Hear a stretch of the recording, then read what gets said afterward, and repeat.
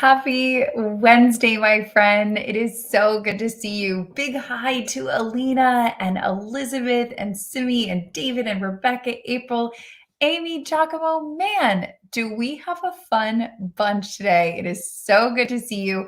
If you haven't already, don't be shy. Pull up a chair, cozy on in. We're all friends here. Say hi in the chat. Let us know where you're coming in from, perhaps what's in your cup. I'm joining you today from a little town called New York. You might know about it. And I have some mint green tea in my cup, but it is so good to see you. I'm so happy you're here. Sounds like April's got her tea ready, and Jim is coming in from not too far, New Jersey. So definitely make sure to say hi in the chat so we can know where you're coming in from too. I'm really excited about today's meeting because, to be honest with you, this is something that I have been thinking about a lot. So we've all sort of heard this kind of return to normal, back to work, back to the new normal.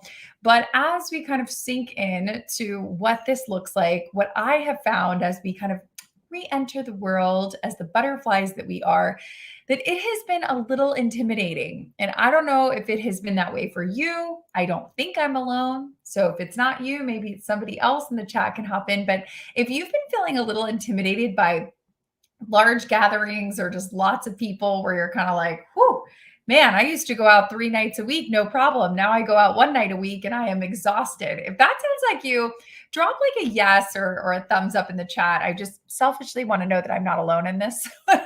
I have found that sometimes going to these big events has just been absolutely exhausting and draining. And it's normally because of 2 things. Number 1, the events are too long. They're too long. They're going on for hours and hours. And I halfway through, I'm like, how do I get out of this? How do I escape this place? So they're too long. Or number 2, there is too many people. It's like I'm lost in a sea. It's like, there's 200 people here. This is totally intimidating, totally overwhelming. I can't do it. It looks like it's been strange for Jeff too.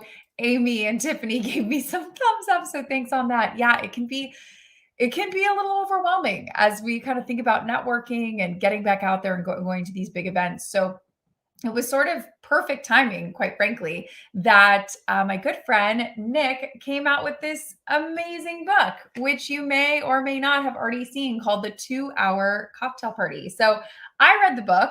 I read an advanced copy and I read the actual final copy, which was not too far off from the advanced copy. Pretty great. And so when I was thinking about this, I was like, wait a minute. Nick should join us for coffee and we should all talk about this subject that clearly he has a big passion for, and I have a big passion for, and maybe you have a big passion for. So wherever you are, I hope you'll raise your mug or cup and help me welcome Nick to our coffee chat. Awesome. I'm happy to be here. Wow, I get to join you for coffee and tea on the famous Coffee with Kim. This is an honor. I'm so excited. And you are sort of like a tea master. So I love tea. I'm obsessed. I need to be taking tea school from you. My favorite is Japanese green tea. And, you know, some of your viewers may do this. I like to cold steep it overnight. And you can just put a tea bag in a thing of water. You don't even have to put it in the fridge or anything. Just let it steep overnight. And in the morning, oh, it's so nice. See, I got to get all these expert tips from you, but that's why you're here. That's why you're joining us.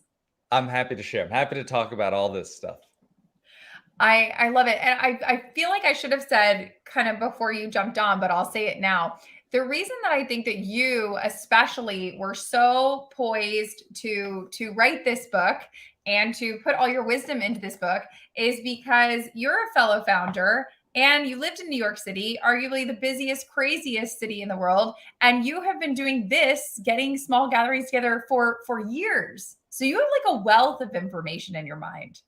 Yeah, I've hosted hundreds of cocktail parties and dinner parties. And I think that it's helpful for business owners. And even as you move up the corporate ladder to grow your career, to host an event. And we'll talk about that. But yeah, I lived in New York. And the funny thing is, when I moved out of New York to a new city where I knew basically no one, I used this exact playbook to make new friends. And I immediately knew what to do to build relationships and to meet people. So I think anyone can do it, and we'll talk about that. It doesn't have to be expensive. You can do it in any place, and you don't even have to drink alcohol. What I also love about this is I'm big on like copying people's homework. Like, I just kind of feel like if you're the expert, why do I have to make 75 mistakes to learn what you already did? Just like tell me what works. And so, what I love about this is you've hosted the hundreds of parties. Like, we don't even have to do that because you're just going to say, oh, I did that. It didn't work. Tried Yes. that. Didn't work. Yeah. Like, you know exactly what works because you've made all the mistakes. Yeah, I've made a lot of mistakes. And let me give your viewers one of the biggest things. The best day to host a party may not be on the day that you think it is. It probably isn't, in fact. I can talk about this whenever you want me to get into it. Should we guess? Should we have everybody guess? Yes, What day of please. the week? What is the best day? What do you think the best day to host a party is? Okay, everybody drop in the chat what you think the best day to host a party is. I feel like I'm gonna hold back from answering because I actually have read the book. Yeah. So I feel like I have an inside scoop on what that day is, but we'll see if anybody else has some guesses in terms of like, is it a Monday? Is it a Friday? Is it the weekend? So type in the While chat they're what you guessing, think let it me is. tell you something that you may know. What Yeah. the biggest fear is for someone to host their first party. Because to be clear, I wrote this book and all my tips to give someone advice who usually does not host a party. That's who I think can get the biggest benefits. The book was written. And so a question for Kim, what do you think? Well, I guess for the listeners too, what do you think is the biggest fear somebody has before they host their first party? No one showing up. At least that's mine. Nobody showing up. That's exactly right. That's the number one fear, that everybody is terrified. And a lot of people I've talked to have actually hosted a party where not many people show up. And so my book is all about trying to get people to show up. And over 93% of everybody who says they're going to come, when they use my book and my method, they actually show up. And that's why we host a party. Can I give the big reveal on the best days to host a party? Yes, because we got some guesses. We got a lot of Thursdays. April says Tuesday. Ellen is in for Wednesday. So we kind of have, I think, Taco Tuesday, Ryan. Taco Tuesday also, I mean, that's a pretty great day. I love Taco Tuesday. Ryan, please host that party and invite us. I know. We got a lot of guesses. So somebody's going to be right because I think we have every single day being guessed. So what's the big reveal, Nick? The best days to host a party are what I call non-red level days. Those are Monday, Tuesday, and Wednesday nights. Now, why is that? Because like you and many others said, the number one fear is that nobody will show up. Well, when you host a casual happy hour or a cocktail party on a Monday, Tuesday, Wednesday night, your guests are most likely not to cancel. You can get in their calendar and have an amazing party, but it's also not an excuse for them to get blackout drunk or wasted. This is not a drinking alcohol crazy drug party. This is like a fun party to get your friends and neighbors and your colleagues together. And when you host it on a weeknight, it sets the expectation that there is a level of professionalism and it's more about mixing and mingling. Well, what I also love, and it says it obviously right here in the title, is 2 hours. Because my biggest thing is that sometimes you get stuck at these events, like whether it's a networking event or something, where they're like, it seems to go on forever and you cannot escape. So what is the magic of 2 hours? 2 hours. Well, first of all, let me say this. When you set both a start and an end time, number one tip that all of the listeners and viewers can do now is always set an end time for your party. When you set your party for only 2 hours, it also encourages people to show up on time. You ever start a party and it's like, the invitation is like 5 o'clock on Saturday. And it's like, well, if it starts at 5, I'm not going to show up till 6 or 7, right? Then the host has an extended period that I call the awkward zone. During the first hour or two, when nobody's there, there's not enough momentum to keep it going. When you host a 2-hour party and you let people know the expectations, start and an end time, I promise you'll be shocked how many people start to show up on time. And does this sound bad, Kim? It's just a more efficient party. It's more efficient. Is that bad? Listen, we're all about keeping it efficient, maximizing everybody's time. And I love Jeff's question here about, okay, I hear you, Nick, on the 2 hours, makes sense. But how, like, do you set off an alarm for 2 hours? How are you actually keeping track of time? Because it's true. Sometimes you're at a party, you're chit chatting with people, and then all of a sudden you look down at your watch and you're like, it's been 2.5 hours. It's been 2.5 hours and you're having so much fun and you're seeing your friends, right? What do? Yes, you should set alarms. I will tell your guests and viewers right now every single minute of what you should do for your party to make it successful. If you don't want to plan that much, then what you need to do is an hour and 45 minutes in, you need to make an alarm and make an announcement to your guests for last call. I say something like, hey, everybody, thank you so much for coming tonight. We're doing great on time. I said this party would be 2 hours and I want to respect your schedule. We're scheduled to end in about 15 minutes. So if you want to grab a last drink, say hello to somebody, swap the contact info. I hope you guys will all come if I host friends again. And that's it. And then you turn the lights up and the music down and you can start to get ready to end your party on time. Short and sweet. Is there an ideal sort of start time? Is it 5 to 7? Is it 6 to 8? What have you found has been like the secret window? Do you know what's so funny is when I was in New York, parties here all the time were later. Everything is later. They don't say it's the city that never sleeps for nothing. Parties in New York would go from like 8 p.m. to 10 p.m. on a weeknight, or 7 to 9 p.m. I did 7 to 9. In Austin, where I moved to, people are hosting happy hours like 4 to 6, 5 to 7. I'm like, don't you guys work? What are people doing around here? Who has a happy hour? But use the 2-hour time block that you feel is right for your friends. Oh, I like what Christina said. She said, I've heard the best way to get responses is to have quirky times like 6:03 p.m. My friend Saul, who runs an online huge website, does exactly that. He hosts quirky start and end times, like exactly what she said, 5:59 p.m. to 8:03 p.m. And it's a quirky time that helps people show up, and it shows that you pay attention to details and that you're taking the party seriously. Because if you watch Coffee with Kim, you're an overachiever. You're somebody who wants to grow your career, to do your business, and you pay attention to details. Am I right? Totally. Absolutely. What happens if someone is joining us and is thinking like, well, Nick is, he's so successful and he's so gregarious. Of course, throwing 2-hour cocktail parties is no problem for him, but maybe I'm more introverted, or maybe like the thought of that just seems totally sort of overwhelming. What's some advice, some kind of startup advice that you would give to somebody who's just like, wow, this seems overwhelming? I am going to work to tone down my energy levels because I don't want to turn people off. And I will say a couple things to the objections.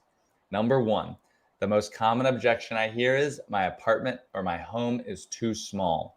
It doesn't represent who I am and who I project myself to. I don't want people to see that.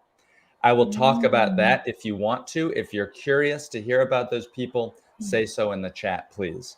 To Kim's question, if you are introverted, if the very idea of hosting a party gives you anxiety, I'm going to tell you this.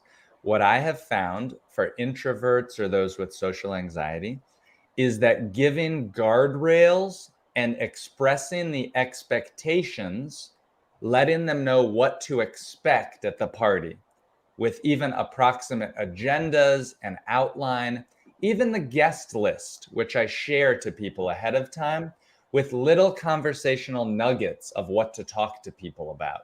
I include all of that throughout my book, and how you can write that in only 20 minutes or less for your guests to give conversational access points to everybody attending. The last Which thing I I'll think say, is, yep. I think it's so beneficial because I know, like, when I'm, going to one of your events, it is kind of helpful to have you say, oh, Kim, you have to talk to Cody. She's a fellow female founder. Oh, you have to talk to Lisa. I think you guys are in the same organization. Or, oh, you have to talk to Jennifer. I think that it's so helpful because you you're the one that's sort of tying everybody together, but everybody Yes. else doesn't see that. They're just kind of Yes. showing up going, I don't know. I know Nick, and that's kind of all I know. Yes, yes, yes, exactly. And when you host a party like this, why should you host a 2-hour cocktail party? Because you will become the super connector for your friends, your neighbors, and your colleagues. And the secret is anyone can do it. Post COVID, very few people are hosting now. All of the major hosts kind of lost the momentum. And we're Yeah. lonely these days. Nobody teaches adults how to make new friends. It's hard to make new friends. The benefit to No. you, think about what your life would be like if suddenly you're the connector, you're the person bringing your friends together. What business opportunities might come your way? When you're ready, Kim, because I'll talk forever, but I have a gripe. I have a complaint. We have complaints. What's the complaint? Okay, listen up, everybody. All the normal Coffee with Kim listeners. Now, I have known Kim for a long time. Kim and I are very good friends. We moved to a new city. Well, one time I introduced Kim to one of my friends named Cody. Cody is a extremely successful female founder. So you can imagine, I thought she and Kim would get along. Maybe they would become friends. Viewers, they became best friends. And now I never see Cody. I never see Kim. They're always hanging out with each other.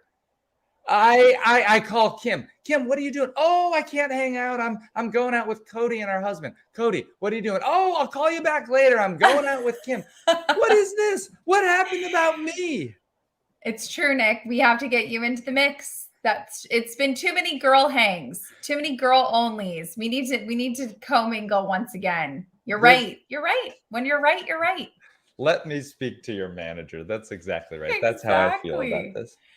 I love this idea from Rima, having activities, because I think that this is what's so unique also about the cocktail parties that you host is that there are these icebreaker activities. I think sometimes when people think cocktail parties, they just think free for all, 2 hours, just people wandering aimlessly.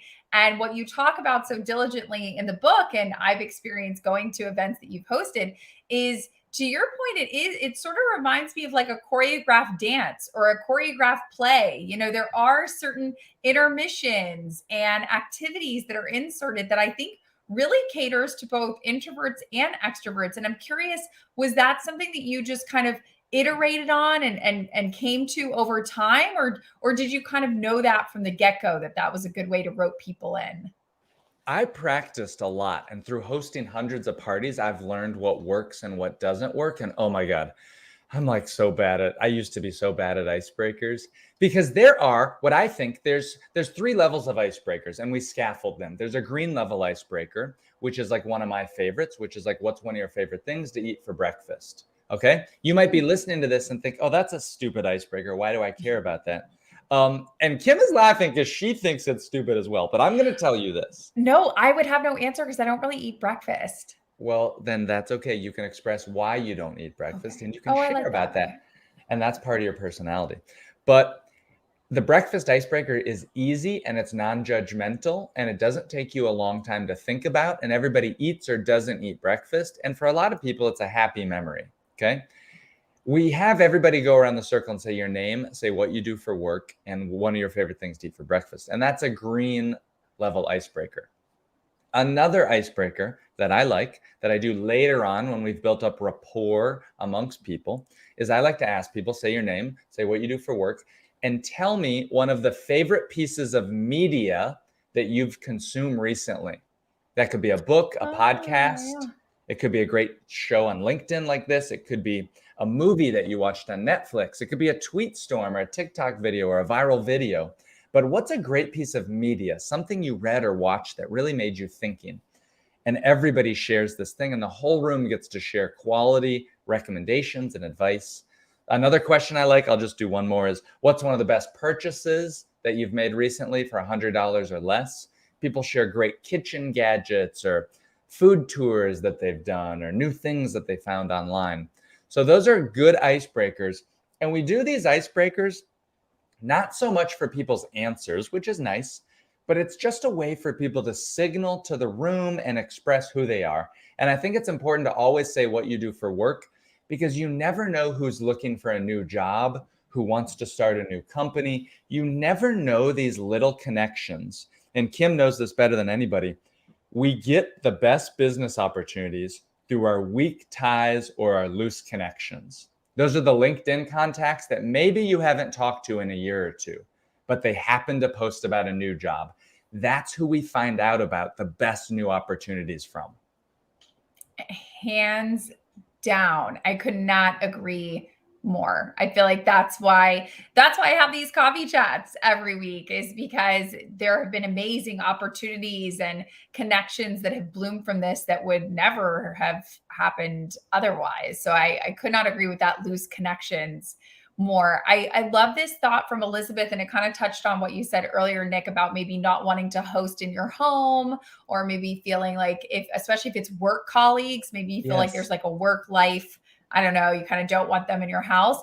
I want to bring up, and maybe you can expand on it, I think that events in public places like a park, I know that you've done before, or other Yes. places that are not necessarily your home. Can you talk Yeah. about, Elizabeth's point is, she lives in the country, and, people maybe make excuses not to come all the way out there. Where are some other places besides the home that people might be able to host? There's some more places besides the home. I want to answer Ryan McCrary. Ryan, for the DJ situation, I like to play the Beach Boys channel from a streaming service with no commercials. The best piece of advice I can say is, if you're going to host a party at home, please pay the $5 or $10 for Spotify or Pandora or something for that month, because there's nothing more awkward than having a great party and then commercials playing for some sort of adult thing, which has happened to me. I've made this mistake. I know. Oh, no. So about not hosting at home, and hosting at home, and hosting out in the country where people can make an excuse. First of all,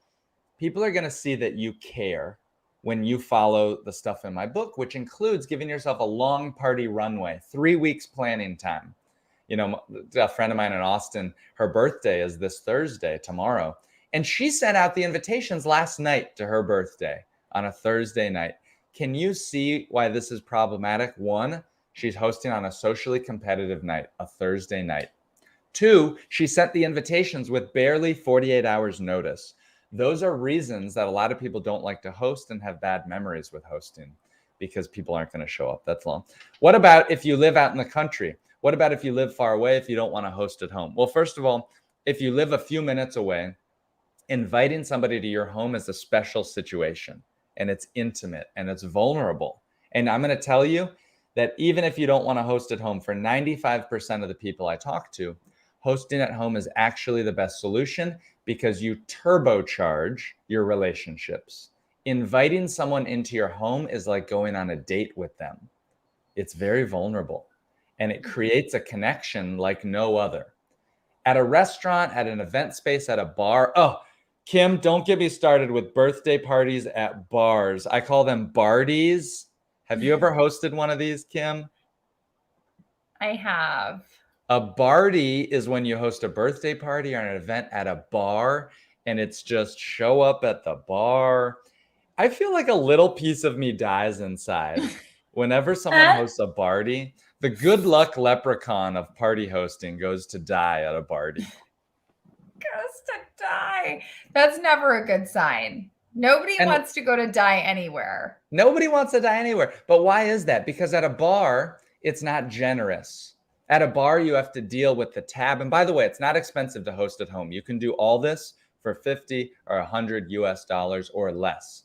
It's not about complicated cocktails or fancy mixers. It's simply inviting someone into your home and being able to give them a drink and being generous. You also get to control the space, and it's more intimate, and the level of energy and excitement is really high. I see what Chi said here. I'm always self-conscious if my house is clean enough or not. And that's a good point. My secret is that I buy some of these tubs, or I'll grab an Amazon box or something, and I put all the clutter, all the junk around my house, and I put it in the box, and then I hide the box in a closet or another room till the party's over.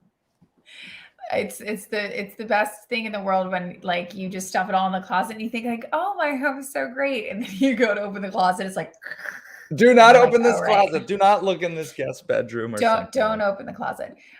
So speaking of, when you're saying it's very intimate to host at home, I love David's question here about how small is a small gathering? Like when you say small, how small are we talking?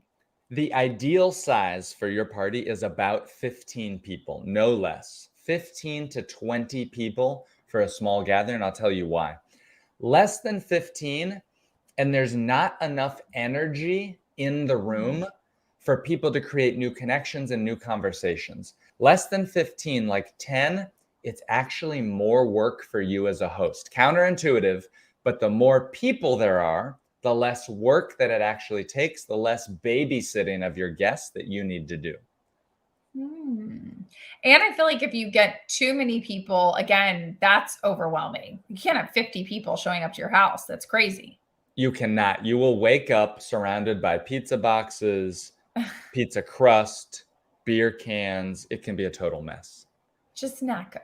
Not good. So when these 15 lovely individuals or 16 or 17 lovely individuals eventually leave your house having the best time ever, do you facilitate sort of like post-party connections, or if somebody didn't catch somebody's last name or thought they had written down their email correctly, but then they realized they didn't write it down correctly, do you facilitate any contact between the party attendees once they leave?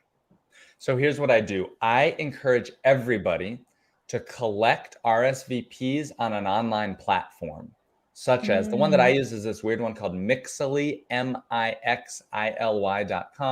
I have no affiliation. It's free. There's no ads and there's no spam. My parents use service like Evite. Personally, I don't like Evite. There's too many ads, spam. If you sign up on RSVP, there's all this stuff. But other people use things like Paperless Post, Partyful for the Gen Z, for the youths out there. They love Partyful for text messages. I like Mixily. And what I do, and this is important, and you got to do this too for people watching, you need to make your guest list visible. You need people to be able to see that there's people coming. That creates FOMO. It creates social proof. It shows people that they're not going to be the only one at your party. And there's also their names that are listed there. Now, for Jeffrey's question, occasionally for advanced hosts that have hosted 4 or more parties using my formula, I teach them how to do something called the 24-hour reply all thread. This is a very advanced move. It can fail, but it can also be drastically successful, and incredible new connections are made from that thread.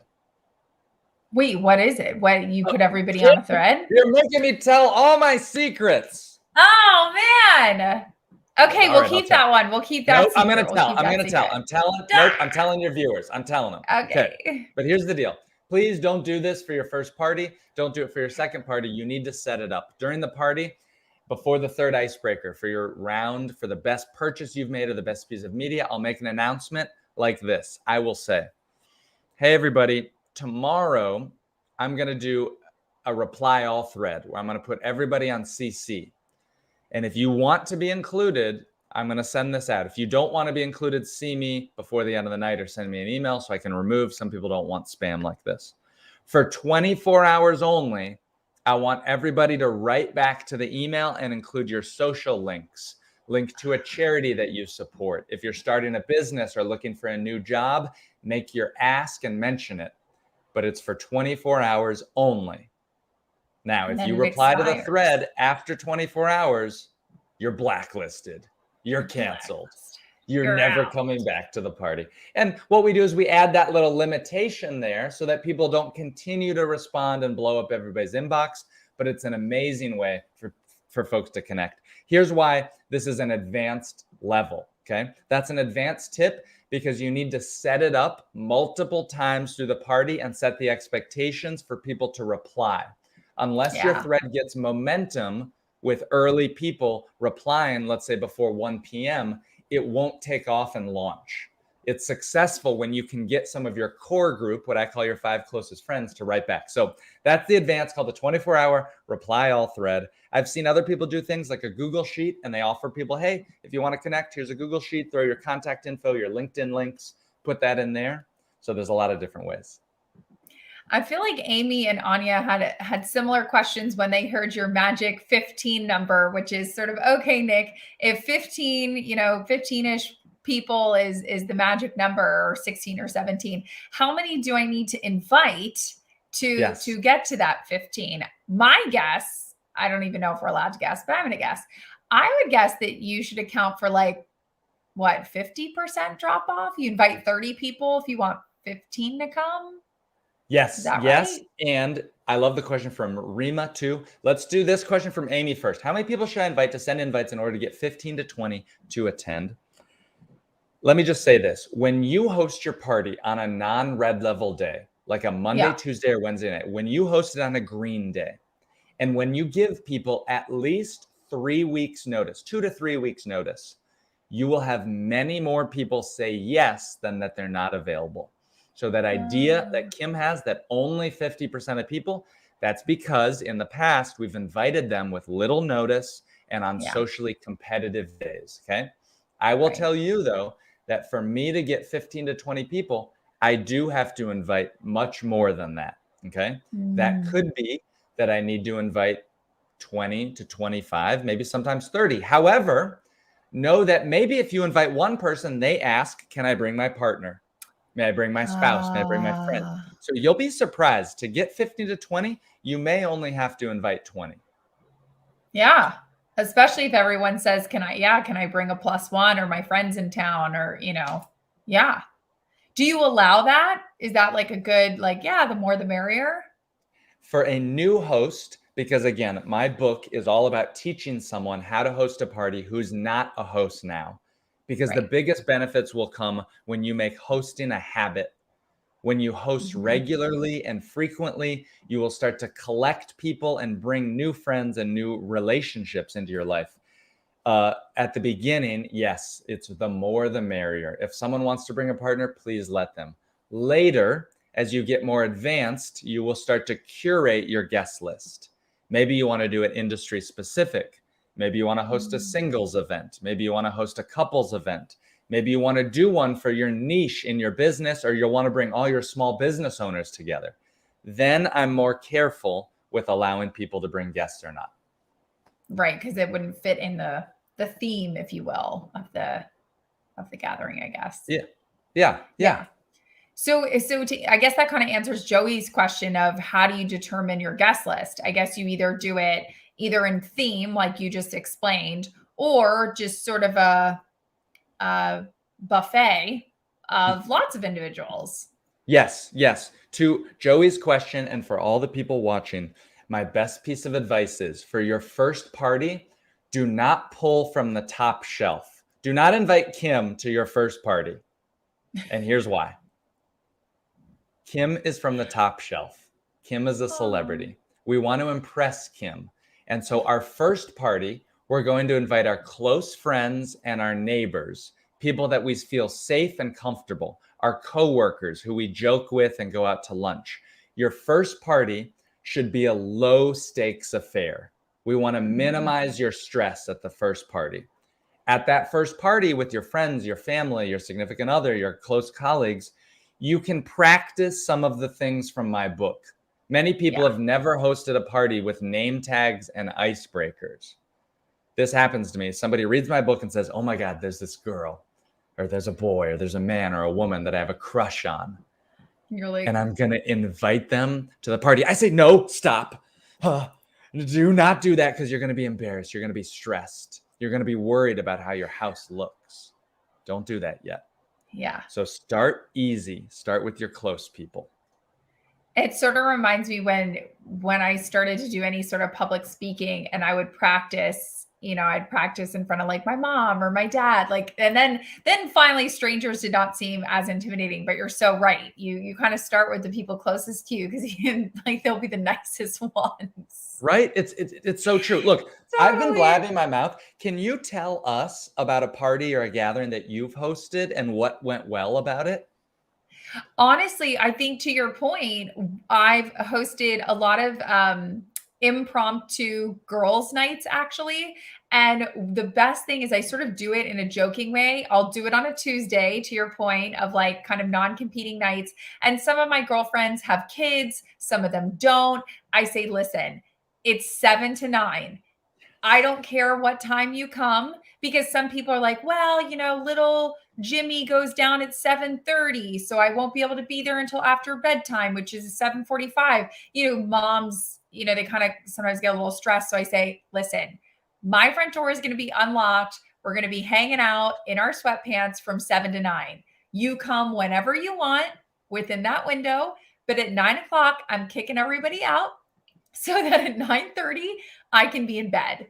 And I have found that giving that sort of expectation and giving the freedom to say, I know you might want to put your kids down, or I know you might have to do one late email, so you're going to come at 7:15 instead of 7. Like, don't worry about it. Don't feel like you have to call me or text me or I'm running late or whatever. Just 7 to 9, come when you want. I'd love to see you. And I actually find that when I do that, most people come on time. I mean, obviously a handful have other things going on, but the majority do come on time. Right. And giving them that flexibility also removes you from them. Oh, Kim, I'm running late. Is it okay to show up? No, just say, hey, stop by anytime. 7 to 9 if you're running late, literally if you want to come in for 15 minutes. And that's why, by the way, that's why I use the phrase cocktail party for this. I don't even drink alcohol. I don't even know how to make a cocktail. But I wrote a book about the phrase cocktail party because that social phrase is an easy to attend social gathering with a lot of limited small conversations. If you invite someone to a dinner party, frankly, that's a little intimidating. By the way, never do a dinner party. I can tell you why. Cocktail party is so much easier. It's casual, It's lightweight, it's not formal. You won't feel trapped when you invite VIPs, as I hope you will do later. Inviting them to a cocktail party, they don't feel trapped. They feel like I can show up, I can bounce if this is not fun. Cocktail party is really a good phrase. It's the best one that I found, similar to happy hour, that encapsulates a lightweight social gathering. I love this question from Rebecca, and it might be one of the more advanced questions, but I'm curious, as people maybe start, like if people are hearing this idea and they're like, oh my gosh, yes, Nick, like this, the name tags, the icebreakers, like work colleagues, this sounds so great. I got a conference in Sacramento in a month. Like, this would be perfect for my, colleagues that I haven't seen since the pandemic. Do you find that conferences or large gatherings, could you do a modified version of this, or does it really, is your home sort of one of the key components that it's hard to, I guess, replicate the magic of? You can absolutely use some elements from my book at a conference. And what I would encourage you to do is to do a meetup. I would say that it's a 30 to 45 minute power meetup at a conference at a nearby location that's convenient for everybody, perhaps during a lunch break. And you want to shoot for 15 to 25 people. And what you're going to do is an icebreaker. That's it. Have everybody wear their name badges. And you're going to do an icebreaker to have everybody make that announcement. What's your name? What do you do for work? And if you don't want to talk about that, then you could say, I would actually, just at a conference, I would say, just say your name and what you do for work, because you may have more people attend. And you're going to move very quickly. By the way, sitting down is the kryptonite to a successful icebreaker. Sitting down is kryptonite. For those who can stand, I want to be respectful of those who can't stand for a long time. And so we do have seating available for them. But for anyone that's able to, I ask them to stand because it keeps the energy moving fast and moving quickly. And that's what we want. Have you ever been in an icebreaker? Tell us in the chat. By the way, amazing messages from the chat. Your audience is so smart, and I can tell that they're amped up about the idea to reconnect with their friends. And that makes me really happy. Yes. But standing up, you want people to stand up to keep the energy high. At a conference, I wrote an article about my friend Paul, who used my book at a conference recently. It's on my book's website somewhere. And I listed everything that he did in order for this to be successful. I love that. And especially as we start to get back to these in-person conferences, like that is great to know. Okay, I can do this at home. I can do this on the road. That's what I keep telling people is that your book, I don't want people to think like, oh, well, Nick's book is only good for this one instance. I keep telling people whether you are a founder, whether you work at a big corporation, whether you live in a big town, a small town, have lots of friends, don't have lots of friends. Like there is something in this book that you can apply to your life. I don't care who you are, where you live, or what you do. Like the nuggets in here are superb, Nick. Superb. Thank you. Thank you so much. I think it's filled with tactical, practical advice. And for any of Kim's viewers, I mean, if you don't like it, I'll give you your money back, I guess. Just Venmo me. I worked so hard on this, and I'm not trying to sell something. It's not a mastermind. I'm on a mission to try to get 500 people to host their first party. And I think that I've seen so many benefits. I launched a multi-million-dollar business from my network that I built up by hosting these parties. And for me, it's my way to teach people what really helped turbocharge. I didn't used to be an extrovert. I didn't have a lot of friends when I moved to New York. I didn't know how to talk to strangers even. I was sort of terrified. And I realized that instead of going to bad networking events, I would bring the party to me in an environment that was better for me. And the secret is anybody can learn how to do that. I promise you.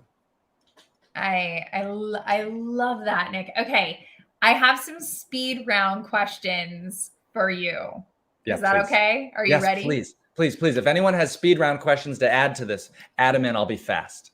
Yes. Okay. It's similar, I guess, to your icebreaker question, but is there something that you have bought lately that you or have been doing lately that you absolutely love? So like a podcast, or maybe you bought this cool thing that you're loving, or this activity that you've been doing a lot of? Yes, I'm gonna tell you the best things. I'm looking around my room and I bought a buckwheat pillow, a Japanese buckwheat pillow. They're $30 on Amazon.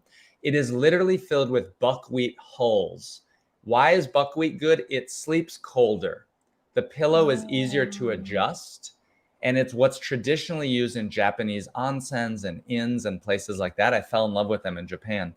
Whenever I travel, I will actually buy one and send it to the hotel. So it's in my room waiting for me because I love sleeping on a nice pillow. Strange pillows, strange dreams is what they say. But you love your dreams, so obviously it's working. I gotta have good dreams. Oh, last thing that I Okay. bought, this is so silly, but I Yeah. hosted for a friend an enormous networking event. I helped him out. He had 500 I people. saw that. I saw your tweets about it. Oh my Lord, it was so intense. But I bought some of these neon yellow hats to wear at the party. Oh, And have you ever been to a big event and nobody can find you? It's impossible to yeah. find you.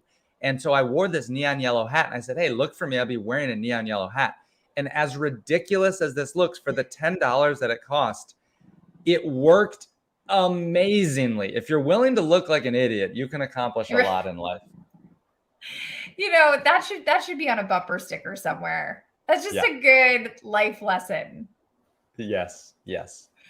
Okay, what is something that you're hoping to learn in the next, call it 6 months or a year, just something that you're eager to learn more about?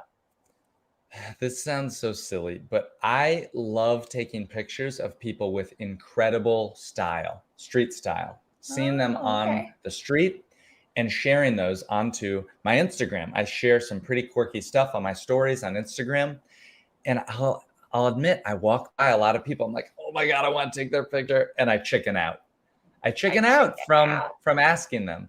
And I want to work on my skills to be able to say, hey, I really like your style. I have an Instagram with a lot of followers. I share really fun stuff. Can I take your picture and share it out? And I'll give you photo approval and you're going to look great. But that's something that I would love to do and to experiment. If anyone has tips or suggestions, please let me know. Okay, but you want to do that over your sushi influencer budding business? For I everybody am. that doesn't for everybody that doesn't know, if you don't, you will follow Nick after this, but I've been following him. Nick sort of became like an accidental sort of sushi influencer, sushi judge, because you have, by the way, I get sushi recommendations from you all the time. So thank you for kind of putting them out for the world to see, but you tend to rate a lot of sushi places that you go to. And I do people rate have them, and some I thoughts had a on that. couple TikToks blow up and some stuff on Instagram. Well, I'll just tell you real quick. There is this place in Austin that everybody was like, this is the hottest sushi spot. And I went there with 3 of my friends, and it was $1,000 freaking dollars, and it wasn't even that good. And I shared about it, and it was like the emperor has no clothes. Everybody was saying, you're right. Why is it so hyped? I'm a value guy. I like sugarfish, $30, $40 for omakase in New York City. I like good. I'm not, whatever. Don't get me started. Sushi influencer, Nick Gray. Don't get me started on that. Okay, well, we're moving on to street style. I like that. That's a good vibe. Okay, speaking of street style and like cool, interesting people, I always say that, we are not just the 5 people that we spend the most time with in person, but also kind of who we follow in this digital world. Could be on Instagram or LinkedIn or TikTok, but who are some people, or they could be brands if you really like certain brands, but what are just some accounts that when they pop up in your feed on, again, Twitter or LinkedIn or something, it just kind of brings a smile to your face. You're like, yeah, like that. Like I either learned something or that was really positive. What are some of those brands or accounts or people? Well, we both have a mutual friend, Cody Sanchez. I like the stuff that she shares and how she's really encouraging women entrepreneurs to think about more cash flow businesses for financial freedom. So I got to give a shout out to Cody. My friend Noah Kagan, who talks about starting online businesses, how you can do it in a weekend to just think about your first $1,000. How are you going to do that? And then there's this ridiculous meme account. Don't make fun of me, but it's called Entrepreneur, like ENTRA or something. Oh, yeah. And they make fun of this hustle, grind set mentality, which can be not always good. So that is one that always makes me smile. I love that. Okay, those are so good. And last but not least, we love homework. Like we love homework. We think it's super great. So if you could give all of us a homework assignment for this week, it could be to read something or listen to something or do something. What would be your homework assignment for all of us? Am I allowed to plug my book, or can I do my book and Yes, a of homework assignment? course. Okay, Yes. so here's what it takes. If you think, well, first of all, think, how would your life be differently if when you went to PTA meetings, everybody knew you? When you went to the grocery store, people said hello. If you got invited to events, if your social calendar filled up, if you had more best friends. It's hard to make friends as an adult. People will want to become friends with you when you start to host these easy, well-run events. And my challenge to you is to look at your calendar today, to choose a date that's, let's just say 4 weeks out, to give you enough time to read my book or read my blog post. Choose a date on a Monday, a Tuesday, or Wednesday night, and then write down the first 5 people that I call your core group. Who are the people that you feel comfortable with, safe with, that'll laugh at your jokes? Could be your partner, your neighbor, your close friend, a friend from high school or college. And think about those first 5 friends that you would invite, because you're going to ask them, hey, if I host a party on Tuesday night, September 12th from 7 to 9 p.m., if I do it, would you come? And that's it. Nothing happens until you get 5 yeses. And so my homework to you would be to say that adults are lonely these days, and it's hard to make new friends. Anyone can be the person to bring people together, and that can be you. All it takes is a simple 2-hour cocktail party. And the time it takes to watch a Netflix movie, you can host a party. For the advanced people, so I will give you some homework that's not a plug for my book. For those of you that are thinking about advanced gatherings, the why of why do we gather, the structure of how to make my gatherings more intentional, there's a book by a woman whose name is Priya Parker. It's called The Art of Gathering. It's less tactical than my book. My book will tell you exactly what to text to your neighbor. My book will tell you the exact shopping list of everything you need to buy. It's a checklist. My book is a workbook. Priya's book is theoretical, and it gets into the meaning of hosting gatherings. It's a good one. I'm glad you brought that up, because I've been describing your book to people as a playbook, like, yes, which is kind of a football terminology, but like it really is like the brass tacks of how you like, you can straight up copy and paste. Like you're actually giving people scripts, which I think is so helpful. Yeah, yep. I'm telling you exactly what to text people. Even if you feel nervous or awkward, I include versions of the text messages and how to invite. I tell you, by the way, the exact 3 reminder messages to send, which you need to send 1 week before, 4 days before, and then the day of your party, and why those are helpful. So yes, that's it. I'm passionate. If you're watching this and if you're going to host a party, please send me an email. My address is all over my website and my book. Send me a DM. I want to hear, and it's my goal to get 500 people to host a party to bring adults together again. And it sounds silly, but we're more divided than ever. Let's just host a party. Let's hang out and meet our neighbors and talk to people again. I love that. Okay, so which social media platform do you spend the most time? Like where should people go to connect with you, or where do you find yourself the most? I like my Instagram stories. I share on Instagram a whole lot. And I also have been doing it on Twitter too. So I'm on Twitter and on Instagram at Nick Gray News, News. You can add me here, Nick Gray on LinkedIn. The last business I made was called Museum Hack. So you may see that associated with my name. That's the right one. That's Nick Gray. And I will say that's Gray, Gray. Some people try to Yes. sneak in an EY. No EY, AY. Yes. The AY version, Nick Gray, Nickgray, Nick Gray News. Yeah. Yeah. I love it. Well, Nick, thank you so much for taking time to join us for coffee today and to impart so much wisdom from like this amazing playbook, workbook, book that you have put together. It's such a gift. And as always, it's so good seeing you. So thank you. Thank you, Kim. Thanks for having me. All right. Well, thank you guys so much for joining. This was really tons of fun. I will see you next Wednesday at 1 p.m. Eastern. Again, if it's not already on your calendar, you can go to getcoffeewithkim.com. You can see all the upcoming guests that are going to be coming to join us on Wednesdays. So we are updating that as the fall takes over. I hope everybody is having an amazing end to your summer, and I will see you all next Wednesday, same time, same place. Thanks so much.